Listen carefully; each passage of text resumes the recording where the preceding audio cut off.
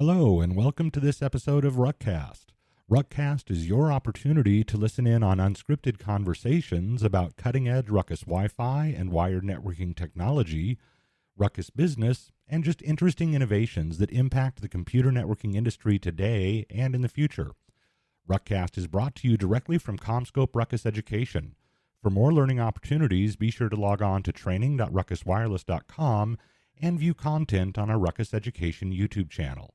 Simply search for Ruckus Education on your YouTube homepage. Without further ado, here's your host, Matt Clouda.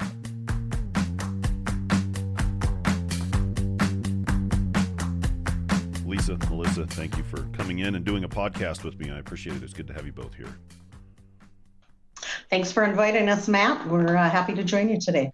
Yeah, I only had to twist your arm a little bit, so I really appreciate you coming in, and I know we have some fun stuff to talk about. But first, if you would, just introduce yourselves and what you do here. And Lisa, if you don't mind, if you would go first. Certainly. Hi, my name is Lisa Ludgate, and I'm the Senior Director of the Ruckus Worldwide Renewals Organization. So that consists of our Renewals inside sales reps along with our sales operations team specific to renewals. Okay, thanks. Melissa, how about you? Hi, thanks, Matt. I'm Melissa Czaplewski, and I am a partner program manager here with a focus on renewals and enabling our partners. Awesome. So I made kind of a smart aleck comment last week when we were talking about doing this. And I mean, I know that when I have to expense things, it's probably thanks to all the hard work that you guys do. So I know going through some acquisitions and transitioning through different orgs and teams and things get a different look. What was that really like from the renewals perspective as you guys went through all of these different acquisitions and had to adjust the business to kind of run along with it? Yeah, that's always a bit of a challenge because with renewals, first and foremost, we are completely reliant on our data. What was sold, who was it sold to, how many, when a support and subscription license is expiring. So, in our world, data is king. And making sure through the acquisitions that we've got short and long-term goals around, driving data quality improvements, driving enhancements to our tools and automations on the renewal side. We deal with very high volume from a renewals contracts perspective. And many times, a lot of those contracts are in the lower dollar space. So, also looking at how do you segment your renewals business and attack it differently? How do you attack the large customer versus medium versus small customer? And obviously enabling our channel is also key. We are completely reliant on our channel partners and our two-tier distribution models. So disties and resellers, become a big piece of that end-to-end sales flow. Enabling them, through that whole path is really important as well. And with acquisition, it takes time. You can't fix the problems until you find them. Right after an acquisition, it feels a bit like you're in finding mode for about a year. Happy to say right now, things are fairly calm in our world. And we're really, looking on how do we drive enhancements and improvements. Yeah, and you have a really solid team. I mean, I think I've interacted with them before, not on a renewals regard, but just overall, and you can tell that you have a very passionate and driven team. So it's good to see that. And then when I look at it and I think, okay, because when you talk about data is king, the amount of data that you guys have to deal with is massive. I mean, just looking at how much volume there is and all the different types. I mean, when you deal with that, how's the renewals business changed from a year ago to today? Because I know you guys have been working hard to make improvements and, you're always working on your business, but how has it really changed and shifted over time?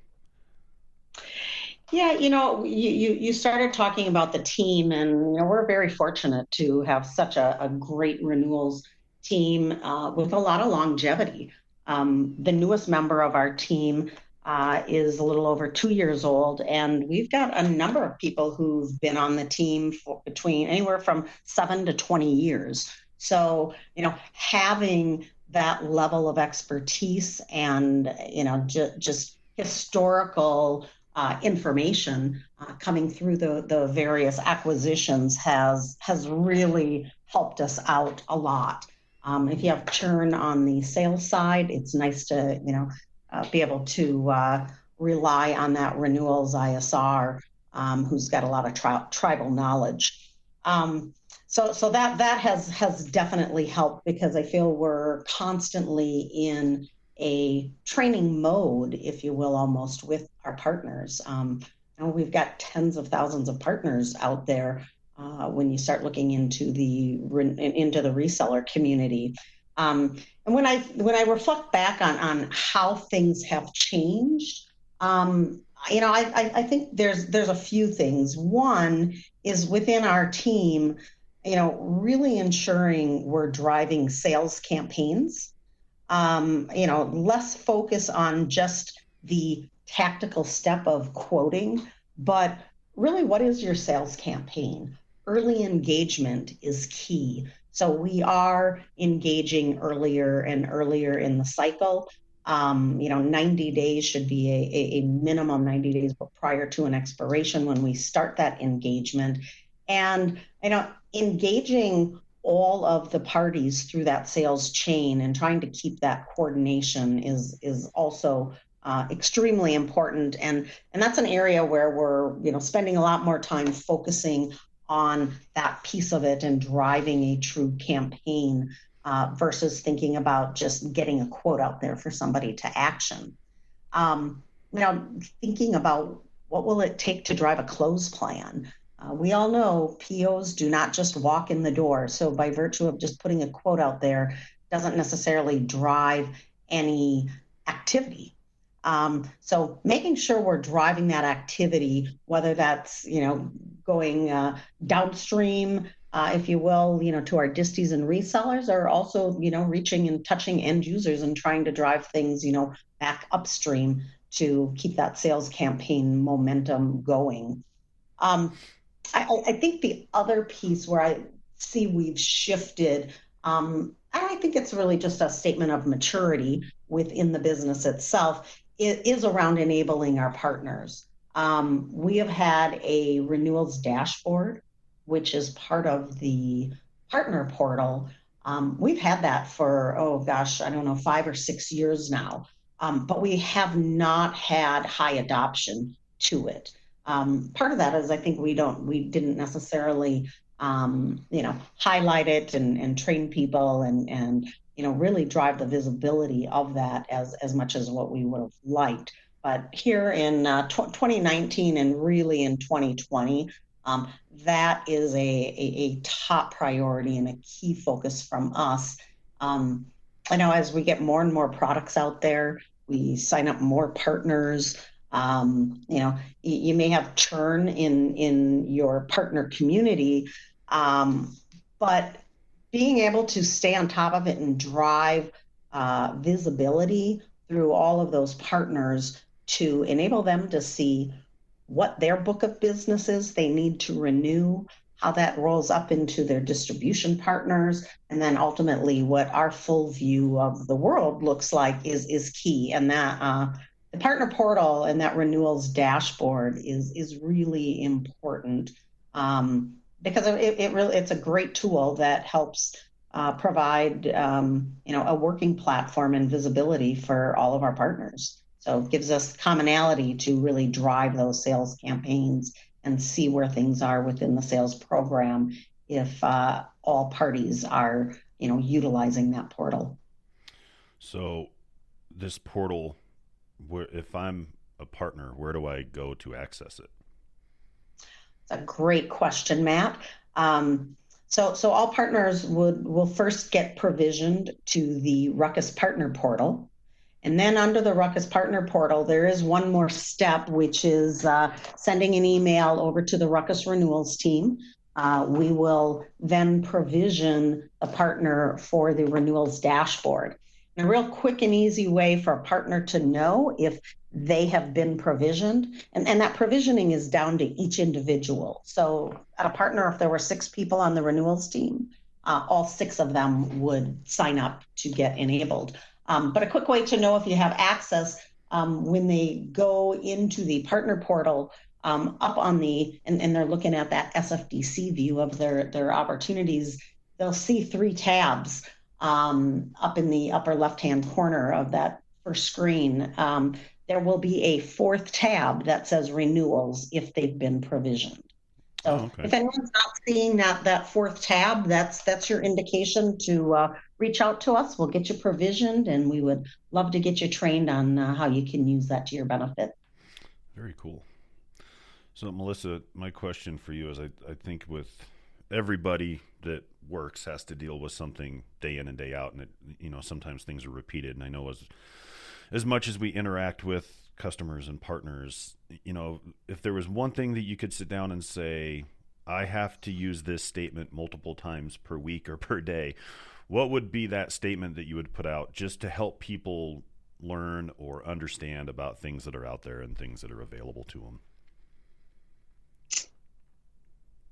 That's a good question. One thing that, like Lisa had said, every partner engagement that we have, whenever we're talking to anyone, we really are pushing that portal. So I think having the portal as a tool to use your day-to-day and having it up on your screen all the time, that would be probably the biggest thing to push, is to be able to use it and know how to use it. Yeah, that's good. So when you guys look at this, we look at goals all the time, and we have different things that we're chasing. What do you both look at individually this year as your biggest goal that you want to hit professionally? Well, I would say, first and foremost, the big main goal for our team is for us to hit our quota. So that is number one. But I think besides hitting that quota, driving a strong renewal rate, which 70 to 80% within the space that we're in, is a good renewal rate. We do have really strong warranties that come with our products, but many times customers need a higher level of support or quicker escalation, or warranties expire. So it is key to continue with renewing of those contracts. I would say the other thing too is kind of adoption of that portal. One indicator that we have is how many inquiries come in from our partners on a monthly basis. And we historically receive between 3,000 and 4,000 inquiries a month from our partners worldwide. Jeez, is that all? Yeah, it's you think about where your team spends time when you have that many incoming inquiries, right? It puts you into a reactive mode, which is not optimal in a healthy renewals business. And again, that's where the portal really comes into play. And we are finding that when partners are using our portal, that's their first place to stop to look at, rather than asking us for a quote. Look out on the portal and see if that is in, if that renewal is in your view for, current quarter or next quarter. Take a look at the quote that is already out there, and is it what you were expecting? So it really provides that common platform. And when we see partners using that, we have seen a significant decrease in tickets coming in. When I think about Americas as a geo, and we've had a very strong focus since the beginning of the year working with our American distributors, and we have seen reductions some months of 60 to 70% reduction in incoming tickets from those distributors when they're utilizing the portal to its fullest. Wow.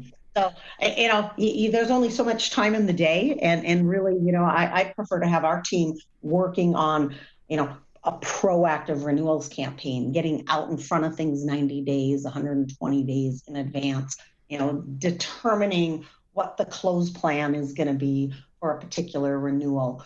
So proactivity versus reactivity in that ticket count is another key indicator of ours, to becoming, a little bit more refined in terms of where our team is spending its time. Yeah, geez, it's nice to be important and wanted, but that's a lot of information every month that's coming at you. So I'm glad you're finding ways to help reduce some of that. And sometimes it's a little too much love. Yeah, like, okay, I love you, but leave me alone. I need a break. So Melissa, I know we talked about putting some content together. When you work through this stuff every day, I mean, how much are you getting feedback from distributors that you guys are then actively on the fly adjusting things internally based on their feedback or their input? Yep. So that's actually one of our big pushes is the interlock with the partners. And that's one of the bigger reasons as well, is that we meet with them every month to talk about, the pipeline, but it's also to discuss what are you guys seeing in the portal. We don't necessarily know there's something that's missing unless they tell us, because they're the ones that are using it a lot more now. Mm-hmm. So it's actually really important that we have that strong interlock and that they're providing us with feedback around things that are working, things that could maybe be better. And then we are working with our internal IT team every week on rolling things out and prioritizing enhancements that can be rolled out to the partner community in the portal to make it better. Yeah, and I think anybody that's listening to this is probably thinking that was a really silly question, but it was a pointed question because I'm just trying to help at least display how much you guys work with the partners and how it's a back and forth relationship, not a dictatorship saying here's what you get, this is all you get, right? Absolutely. We always ask for feedback too. When we're doing the demos, we will ask, hey, does this work for you guys? And if not, what would maybe work? And then we'll see if we're getting a lot of that feedback and try to work our best way to help as many as we can. Well, that's good. Yeah. So has this, I almost never bring it up, especially during the podcast, just because I think it's exhausted at this point. But has the pandemic affected how your team has functioned and operated? I mean, has it had any negative impact on you at all, or were you guys able to just kind of keep firing on all cylinders? That's a really interesting question, Matt. I don't think anyone can fully prepare for the pandemic as we've all been, as we're all still currently in. As this came about and businesses were shutting down, the first thing for us was moving our entire worldwide team to home office. And a good portion of us were already home office. I'd say as we got out in front of that and moved everybody home, making sure that tools work, that they've got redundancy, understanding where our issues might be. That was first and foremost. And I'm really happy to say we really didn't miss a beat. We kind of got ahead of that, and we were able to very seamlessly move into that work from home environment. The next interesting thing that we saw was, and maybe we shouldn't have been so surprised, but was our ticket count.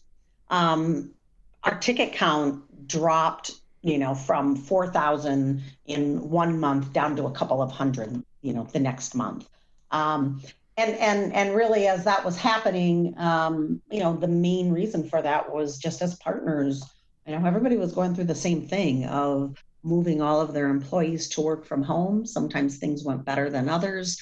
There were varying levels of lockdown around the world, so we absolutely experienced certain areas in the world where partners were just closed versus in other areas where they were successfully working from home.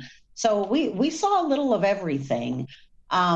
and I would say because of, the low ticket count of inquiries coming in to us, it really afforded us some time that we were able to use, to our benefit and really get on top of driving the more proactive campaigns.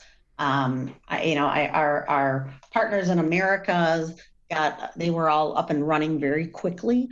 And I think they really started seeing how the portal could be of benefit to them during this time of uncertainty with the pandemic, and during this time of just trying to get everybody, the tools that they need to work from home.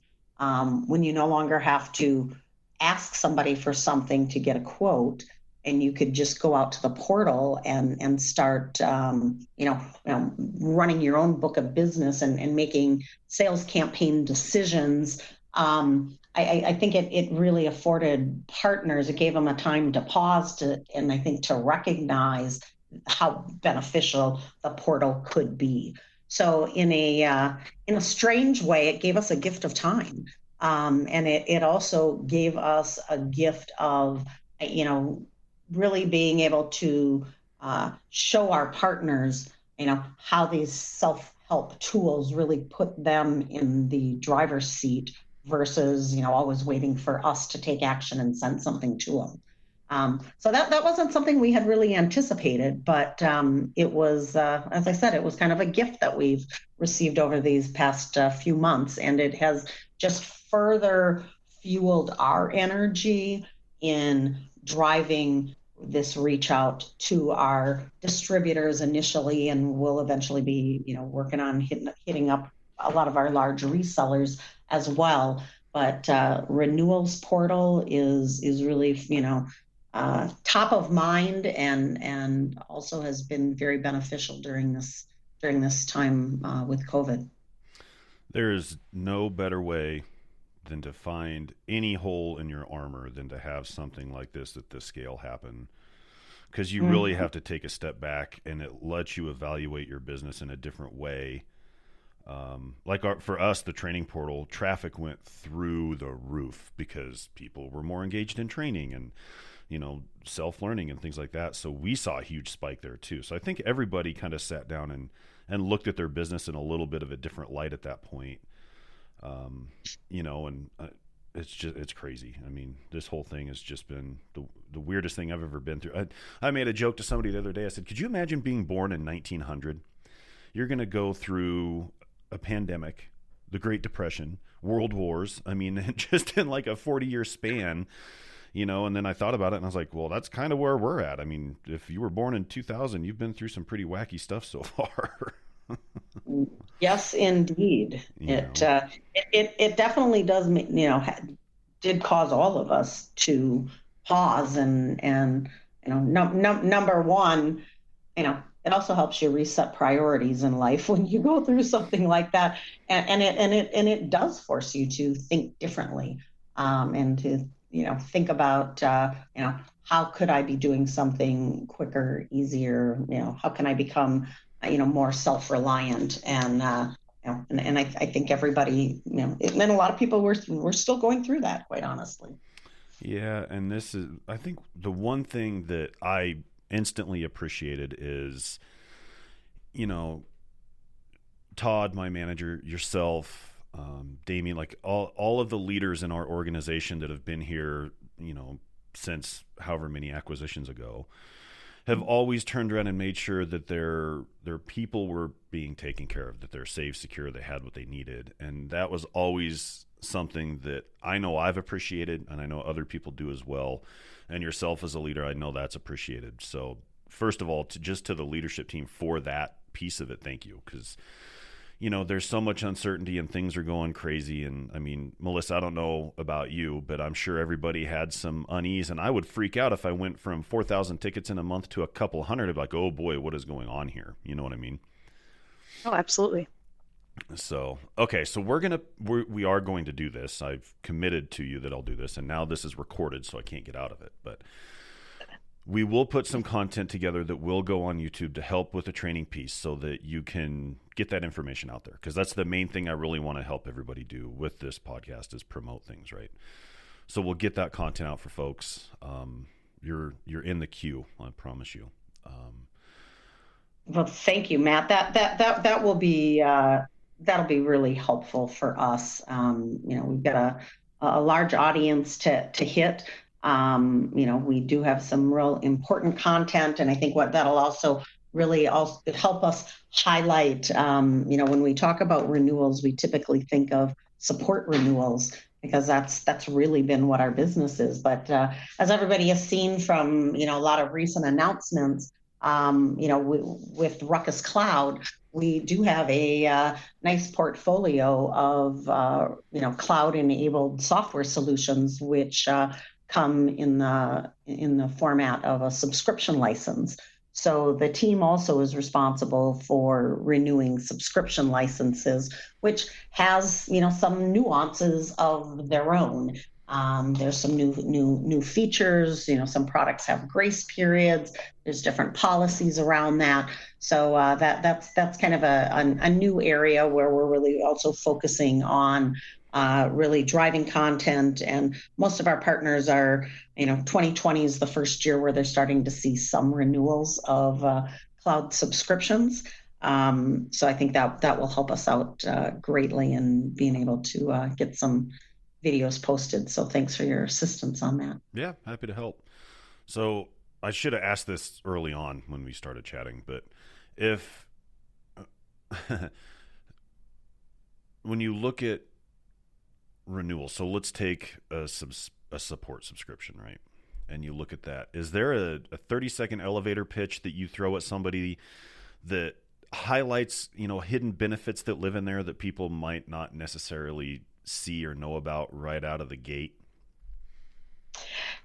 Yes. With subscription, a subscription is really important to renew because if you don't, the solution stops working, right? When you have a support contract, while it's important to keep, support on your products, if it expired a week ago, it's easy, to renew it a week later. And limit any, any negative impact. That environment is still up and running. If they have an issue, they'll run into problem. But with subscription, subscription licenses expire. Customers do receive a 30-day notice from the cloud that it is due to expire. Some of our products then move into a grace period. So even after it is expired, the license will continue to work for 60 days. Technically, it's an expired license. There is no tax support enabled during that time, but that grace period is established to help ease that pain so customers' environments, don't just go down. So they do have an additional 60 days to get that renewed without any impact. And if after that 60 days, they still have not renewed, then, APs or switches will be removed from the configuration and the configuration will no longer work in that production environment as it was designed to. So, customers do get 90 days worth of notices right on the cloud admin console itself. It has a daily countdown as to how many days are left once they're within that 30 days expiration or in the 60-day grace period. So, it's a little bit of a mind shift, right, when we think about renewals and just the impactfulness of on-time renewals. For a subscription, it's key because that environment, if it doesn't renew, it will be disabled at some point. Has business models like this where they start to shift and transition over to cloud services, has that changed the way you approach your business in a large way? I'd say we're not into it far enough, but we do find ourselves thinking about subscription renewals differently. I think we're still learning. and trying to figure that out. But I think by virtue of, upon expiration, an environment comes down. You do need to think about that differently. And a concern is always in the renewals business, people's tendency is let's really hit the large renewals first. They're the largest amount of money. And then you get down into the smaller ones, and they're often considered run rate business. Within the subscription business, especially when you're starting out, they start out as smaller renewals. So it's easy for them to get lost in the sea of support renewals. So we segment, we're segmenting the business in our reporting, in how we're assigning opportunities, and we're segmenting that to really be mindful of not losing subscription licenses, in the sea of thousands of support license renewals, in thousands of support contract renewals. And I'm guessing we have many more lessons to be learned as we continue to push more and more functionality into subscription licenses, cloud licenses, getting into X as a service. You do have to think about that a bit differently, and figure out, again, how do we enable the channel? How do we ensure that 100% of customers are receiving a quote from their reseller? Can't say that, we've got all the answers to that yet, but we're on top of it, and we're working to, better understand that, better understand the trends, what are the renewal rates within, the subscription license model. So I'll be happy to give you updates the next time we come back on your podcast. Yeah, I'd love to have you guys back. This is a ton of fun. This is probably one of the favorite parts of my job, easily, because I also get to learn a lot about different things as well, and talk to great, interesting people like yourselves. So, Melissa, I was going to ask you, so you've got an opportunity where you're standing on top of a mountaintop and you can scream anything that every distributor and partner and everybody that has any connection to the channel can hear. What is the one message that you would want to get out and let everybody know and inform them of? I would have to say use the portal. just use it. I kind of had a feeling that's what was going to be said. Yeah, that's, to us, that's the biggie, and I think it, to them as well. So that's what I would yell. Okay, well, you just did. Yeah. So, and just to add to that, I thought that's what you'd say, Melissa. But I think we love to hear from our partners. But if everyone starts with the portal and looks at the portal, finds the quote, finds that asset out there, it just makes the ongoing conversation around changes to a quote or what needs to be done that much quicker, because we're starting from a common place, looking at a quote that's already been generated and out there. Yeah. And, it's things like that, the portal, that it's always impressive that we have tools like that we put so much time and effort and energy into. But the one thing I've always been impressed with, at least in this organization, is how open to feedback everybody is and what we do with that feedback. So it's usually, you're going to get different kinds of feedback, and some things you can meet and some things you can't, but it's the willingness to at least listen to it. And that's always been pretty impressive to me, just how willing we are to listen and, and take that stuff into consideration. And, Matt, in the renewals business, that really plays a big role, because the reality is we're only part of the equation, right? We cannot be successful on our own. We need our disties to be successful and our resellers to be successful. And we need end users to be engaged. So while we keep talking about the portal and pushing the portal, recognizing that that's, our tool, our self-help that we make available out to our partners, it's still only part of the equation. So, the more we understand, how do our disties work? Do our disties do they have a renewal quoting tool? Are they using Excel? Do they manage and track install base? How do they run their business? What is their structure? Do they have a dedicated renewals team? Do they do proactive quoting, or do they just work in a reactive mode? Those are really important items for us to understand about each one of our disties, because each distie is different as well. And so the more we understand how our partners run their business, the better off we all are in figuring out ways we can work better together. And what works with one partner doesn't necessarily work with the next partner. And that's really what we're working on trying to understand. And at the end of the day, work better together with all of our partners. That's a really interesting thing that you bring up, because I didn't think about that initially. Is when you deal with so many different partners, they all do things differently, right? So you're trying to constantly run around and navigate all of these different aspects, yet still try to build one program that fits the bill for everybody. So I'm sure there's a lot of challenges hidden in there. There are, and I know that's what keeps Melissa busy. Keep us on our toes. Yeah, and so I get on that, and since thinking about that, are there? I want to think of the right way to put this, so I don't sound like I'm downtrodden anybody, but are there things that you notice other partners do that they do really well that you can also kind of help suggest and lead other partners towards, because it would help them in the long run? Or do you just stay out of it? No, I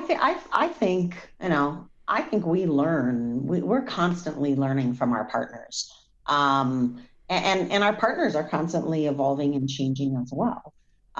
So I think that's just a natural part of our engagement process and our learning process, and quite honestly, it's as important to think about and understand as it is to just look internally to say, hey, how do I automate my tools, or how do I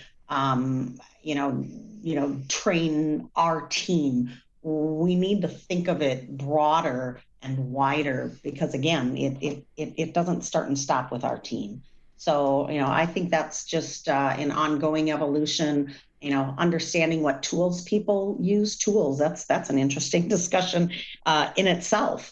It's a small world out there in renewals. Many of us have been working in renewals, for a long time. I've been in the renewals business myself for 27 years. It's not the cool, sexy thing to do, but it provides great challenge. It provides great revenue, great margin to the bottom line, and it is ever evolving. So we do learn from our partners, and I think I love to hear from our partners as well when they share what maybe another one of their vendors is doing that's working well, or if they've seen a certain CPQ tool that somebody's using, or if they've seen somebody else's portal and there's certain aspects of it that they love. We're constantly gathering requirements, as Melissa said. We have weekly meetings, and we're driving changes to our tools and our portal on a weekly basis, but we also have our sights set for further integration into the broader comp scope, and knowing we're going to have additional changes in our future when it comes to tools as well as the portal. So, now's the time to really be taking in all of that information, because over the course of the next few years, we're going to have some great opportunity to move the needle even further as we look at automating, integrating, and continuing to drive interlock with our partners.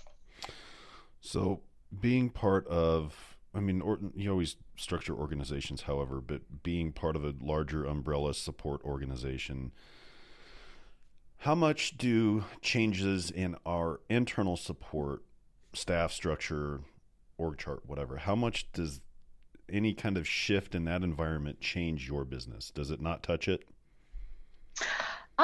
No, it does touch it. Obviously the portfolio is key. When I think about renewals, support renewals, and when you think about, well, what does that really mean? What are we selling? We're selling an experience. It's all about how we react and what we do when somebody is in need. It's all about that experience that they're receiving. So, when we have portfolio changes or just attributes of a particular offering, it's key for us to understand that and understand and think about it in terms of that experience that it's providing. If we're not providing a good experience, customers are less likely to renew.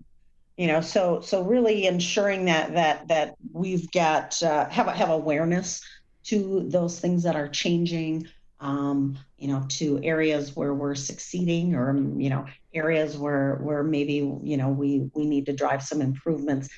All of that helps us in terms of being able to handle objections or deal with different situations. There's a lot of reasons why a customer may not renew, but we find the number one reason a customer doesn't renew is because that end user never received a quote and were never given an opportunity to renew, and they didn't even realize it. So it is important, for us to keep our finger on the pulse as to what's happening within the broader organization.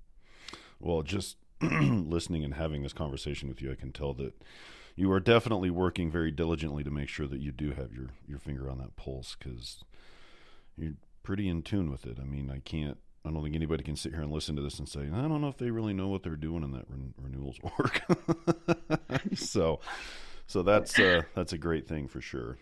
If anyone has ideas on how we can do it better, we'd love to hear.